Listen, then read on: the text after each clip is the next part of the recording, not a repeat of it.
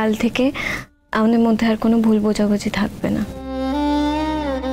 আমাকেও আর মুখ কালো করে ঘুরে বেড়াতে হবে না, আর তোমাকে অস্বস্তিতে পড়তে হবে না। এরপর তুমি আমাদের বাড়িতে যাবে, তুলিদির সঙ্গে তোমার দেখাও হবে, কিন্তু আমি চাইবো তুমি কোনোভাবেই তুলিদিকে এম্বারেস না করো। কারণ দেখো, তুলিদি যদি বারবার দেখে যে একজনের সাথে মিল খুঁজে পেয়ে তুমি বারবার ওর সাথে ঘনিষ্ঠ হওয়ার চেষ্টা করছো, তুলিদি সেটা ভালো লাগবে না, খারাপ লাগবে ঋষি। আমাকে তুমি এই ধরনের ছেলে ভেবো না, আমি তেমন মানুষ নই। কি আশ্চর্য, আমি কি তাই বলেছি?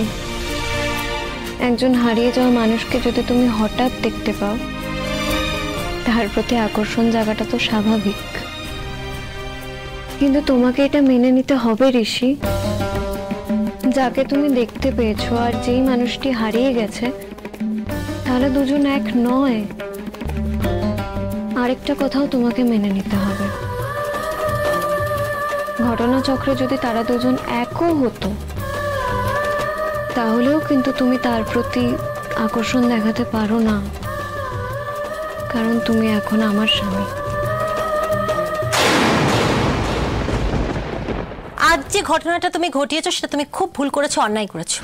কি চাইছো বলো তো তুমি? তোমার বোন আর তার হাজবেন্ডের মধ্যে একটা সমস্যা হোক? না না, তুই কোন আক্কেলে অতগুলো লোকের সামনে এইভাবে ওদের অপদস্থ করলি বলতো? আমি তো ভাবতেই পাচ্ছি না। ছি ছি ছি ছি ছি ছি। আমি বুঝতে পারছি তুই হয়তো যা করেছিস ভালো মনে করেছিস, কিন্তু না না, ভালো মনে করার তো কোনো ব্যাপারই নেই এখানে, ভালো মন্দের কোনো প্রশ্নই উঠছে না। ও যেটা করবে সেটা আমাদের জানানো উচিত ছিল। হ্যাঁ, সেটা ওদের একটা মেন্টাল প্রিপারেশন ছিল, ওরা খুব ভালো করে জানতো যে অলি গান গাইতে জানে না, সেখানে ও একটা কাপল হিসেবে। আমি এত কিছু ভাবেইনি, আমি জাস্ট দিদি হিসেবে একটা গিফট করতে চেয়েছিলাম, ব্যাস। কিন্তু সেটা কি ঠিক হলো মা? সেটা কি ঠিক হলো? তুই বল, সেটা তো ঠিক হলো না। তুই আমাদের একটু জানাতে পারতিস আগে থেকে, তাহলে ওদের গিয়ে আমি জানিয়ে দিতাম। আর একটা কথা স্পষ্ট করে শুনে রাখো, ঋষির হারিয়ে যাওয়া বউয়ের সঙ্গে তোমার যে চেহারার মিল আছে সেটা খুবই দুর্ভাগ্যজনক, তোমার পক্ষেও অলির পক্ষেও। কারণ অলি নতুন বিয়ে হয়ে গিয়ে যদি সবসময় শুনতে পায় কিংবা জানতে পারে যে ওর দিদির সঙ্গে ওর হাজবেন্ডের আগের হারিয়ে যাওয়া বউয়ের মুখের মিল আছে, সেটা তো ওর জন্য খুব একটা সুখকর নয়। তুই তোর দিদি নাকি? তুই অলির কথাটা তো বুঝবি। মামু, এই মিল থাকাতে তো আমার কোনো হাত নেই, বলো আমি কি করতে পারি এতে? না না, তুই আর কি করবি মা, আমি জানি, বুঝতে পারছি তোর কোনো দোষ নেই, এতে কোনো হাতই নেই তোর। তবে দেখ, একবার যখন জেনে গেছি সেই মেলের ব্যাপারটা, তখন কিন্তু মা তোকে একটু সংযত হয়ে থাকতে হবে তো। আমি কি অসংযত আচরণ করেছি মামু? তোমরা কিন্তু আমাকে ভুল বুঝছো। আমি তো ভুল কিছু বুঝছি না। এই যে তুই ঋষির সঙ্গে দাঁড়িয়ে দাঁড়িয়ে গান গাইলি, আমি তো কমেন্টগুলো শুনেছি অন্য লোকেদের। কেউ বলছে পুরো দেখে মনে হচ্ছে জাহ্নবী আর ঋষি, কেউ বলছে ওদের মধ্যে কত মিল ছিল। তোর কি মনে হচ্ছে অলির কানে কথাগুলো যায়নি, ওইগুলো শোনেনি? মেয়েটার মনের অবস্থাটা এগুলো শোনার পর কি হতে পারে সেটা একবার ভেবে দেখেছিস তুই?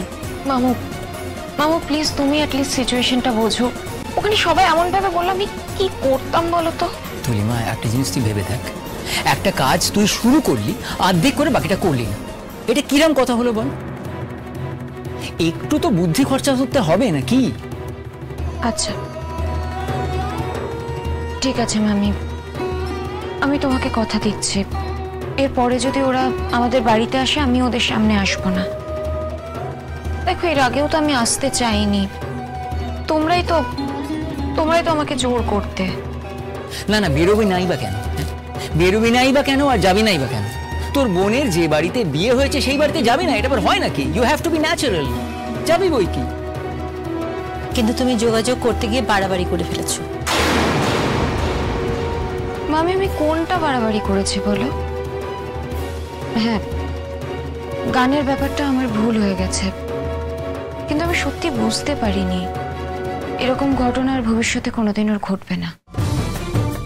তাহলে বলছিস কেন যে বেরোবি না, ওদের কাছে যাবি না? কেন বলছিস এটা? এখন যা হয়ে গেছে হয়ে গেছে, এরপরে তোকে নর্মাল থাকতে হবে, ওদের সঙ্গে নর্মাল ন্যাচারাল ব্যবহার করতে হবে, নয়তো ওদের মাথায় আবার কিছু একটা ঢুকবে, বুঝতে পারছিস না? ওদের সামনে বেরোলে যদি ঋষি কোনো প্রশ্ন করে আমি কি করব বলো তো? আমি কি উত্তর না দিয়ে চলে আসবো? ছেলেদের অ্যাভয়েড করার কিন্তু অনেক রাস্তা আছে, একটা মেয়ে চাইলেই সেটা করতে পারে। তুমি কি করবে না করবে সেটা তোমার বোঝা উচিত। এই যে অষ্টমঙ্গলে ওরা আসবে, তোমাকে আমি একটা কথা স্পষ্ট করে বলে দিচ্ছি তুলি, অলির মনে যেন কোনোভাবেই কোনো কষ্ট না হয়। ওর যেন এটা মনে না হয় যে ওর দিদি ওর আর ওর হাজবেন্ডের মধ্যে একটা সমস্যা সৃষ্টি করছে। এসব কি বলছো তুমি? রূপু, তুমি ওইভাবে ওকে বলছো কেন? ও যেটা করেছে ও তো বুঝে করেনি, হয়তো না বুঝেই করেছে। কি না জানার কি আছে? ওর কি না জানার বয়স, না বোঝার বয়স? ওর যথেষ্ট বয়স হয়েছে সব বোঝার। নানা কারণে আমি ওর ব্যাপারে অবাক হয়েছি, প্রথম থেকেই ওদের অ্যাভয়েড করলো।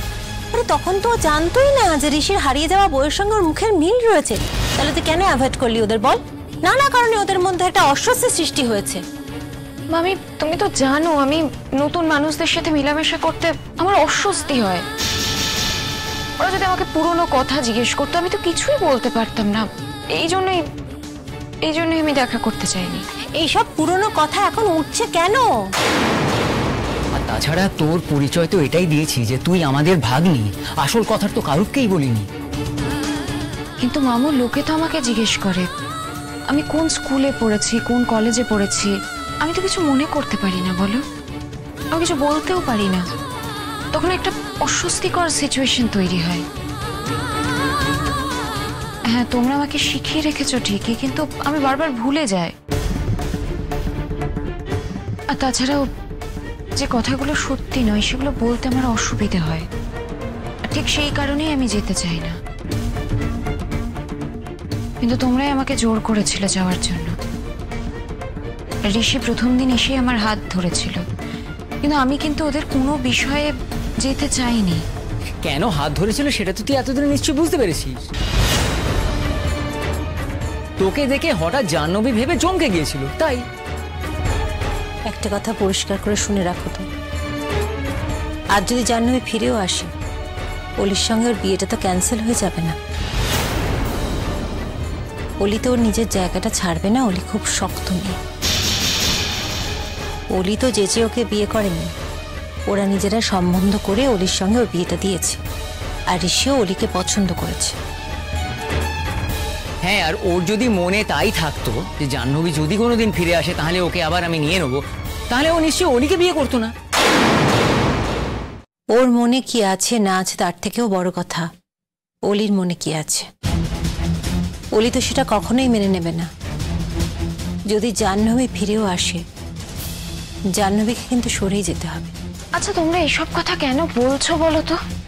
শোন শোন শোন শোন মারে, কথা বলছি মানে কথা উঠলো বলেই বলছি, মানে কথার পিঠে কথা আর কি। তুই আবার এটা নিয়ে রাগারাগি করে কিছু ধরে বসিস না। আমি কিচ্ছু ধরে বসছি না মামু, এটা ওদের পার্সোনাল ব্যাপার। আমি এর মধ্যে ঢুকতেই চাই না। আশা করি তোমাদের আর কিছু বলার নেই। আমি আজকে তোমাদের দুজনের কাছে আমি ক্ষমা চাইছি। আমি এই ভুলটা আর কখনো করবো না।